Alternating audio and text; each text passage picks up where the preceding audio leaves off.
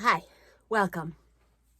Hi guys, I'm Leslie and today I'm going to show you how I made my 3D lovebird painting. It's a pretty common scene, I guess, out there with the birds on a tree, but I wanted to make my version of it. This is a painting that I basically add a 3D element to, and I want to show you how you could easily do something similar. Let's get started.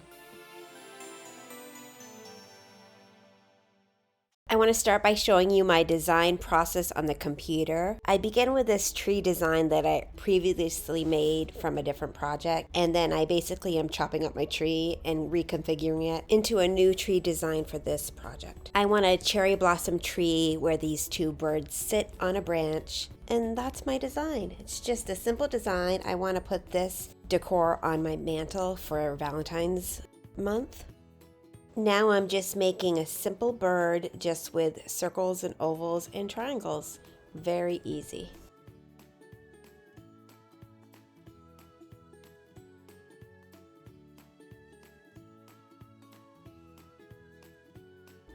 So now I'm just finishing up my tree design, cropping it to the shape I want, adding the birds, then adding some flowers, and there we have our design idea. And then I'm going to send the design over to my laser cutter and cut it out. To make my shadow box, I already had this frame, but I wanted the background to be set back, so I took apart the frame. I wanted to add a whitewash to the faux paneling, so I am getting my table prepped for paint, covering up my collage back there. I'm going to give it a quick sanding just to prep it for paint, and then I'm going to add a light coat of white paint, and then again give it a second sanding. I like the idea of some of the original wood showing through on this.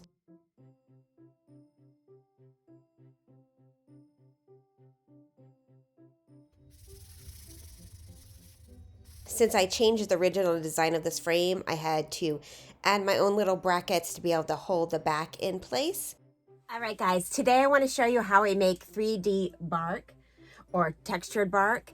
This is so easy and it comes out so great. It adds a lot to your piece. So you can do this bark style in this kind of like flat painting style technique and add texture to it. Or you can do it in a basically sculpture style. This is my grandfather tree and I made the bark the same way. I'll link the video to my grandfather tree in the description, but this is a great thing you could do to just like accentuate your piece. And I'm going to show you how simple it is to do. You can start with a preformed piece that you've made out of wood or cut with cardboard. You're going to take any PVA glue and water and basically mix it in equal parts. You can add a little more glue if you prefer it a little thicker. And then take a spoon. I save everything. These baby spoons are perfect for stirring things together. So that's a little too watery for me. So I'm going to add a little bit more glue. Could do this easy and take the cover off, but we're just gonna go do it this way right now. And then you're gonna take your surface that you're working on, 3D, flat, whatever, canvas, wood, cardboard, anything you're working on, anything you want to use. Get a paintbrush, take your glue mixture and place it down. Does not have to be clean. Place it down. Then you're gonna take your tissue paper. You can use the big piece or rip it down, whatever you want. And then you're gonna bunch it up, place it on your piece, take your glue, and you're basically gonna paint. You could also just stick it right in the glue and use it that way, but I like to paint it in place with my paintbrush. Wrinkles, you want all the wrinkles. The wrinklier, the better. You don't want it to look flat. And then you're gonna just keep adding till you get the tree shape you like. If you want something like a knot on your tree, you take another piece of tissue paper, twist it up, get the size knot that you want, and then you can rip any pieces off, save those for later, and then place your knot anywhere you want on your tree. You just paint it on, and then if you think that looks too perfect or too much of a circle, you can just add tissue around it. And then you have a fun knot in a tree. Next, I cut these flowers out on my laser cutter out of cardboard. And that way I can bend them into the shape I want so they're not just flat pieces of wood. It's a really cool trick. You can cut things out on cardstock, cardboard, by hand. I luckily have a laser cutter, so it makes life a little bit easier. It's a great tool. My base is all glued and dried and ready to go. So now I'm going to add the tree I made to the background. This design was too big for my laser cutter, so I cut the sections out in pieces. Then I'm gluing them together on the frame. Once your piece is dry, you're going to want to add paint. You could also add paint right to that glue and water mixture that you made earlier. And that's how I did it on this piece. You can skip a step. So we're going to paint that.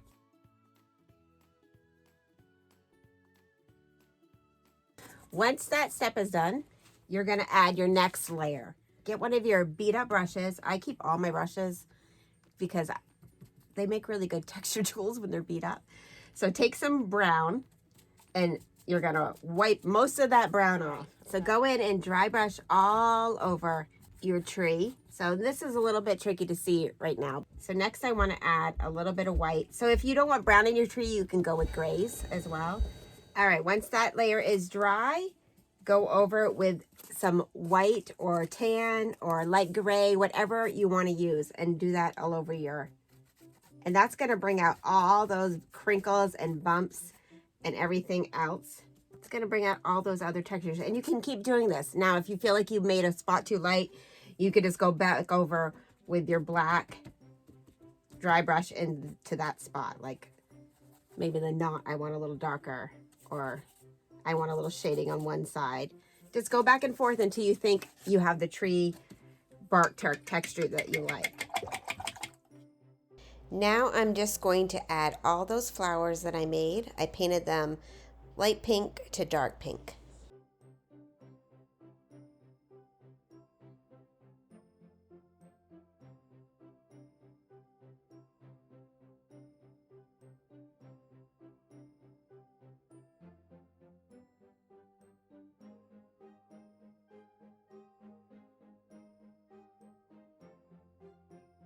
I ran out of flowers, so I cut some more on my laser cutter. I'm going to add those in once painted.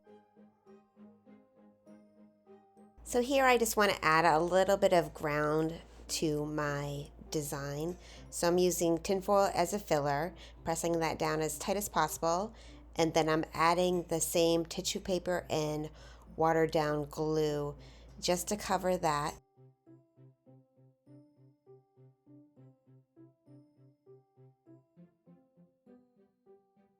I added another layer of birds that I cut out in my laser cutter and painted those guys white just to add a little more dimension to the birds.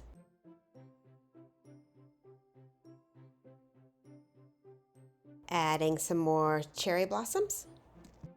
I'm painting the ground brown, so I'm going to add some grass to the ground, and in case there's any spots that you see through, I don't want you to see the white tissue paper. And now I'm using my static grass applicator just to help the grass stand up a little bit. This is a really tricky spot to add static grass to, so I'm making quite the mess of it, but it seems to be working. Finishing up by touching up any spots that I want to add a little bit more shading to. Thanks for watching, everybody. Happy Valentine's month, and let's check out the final results.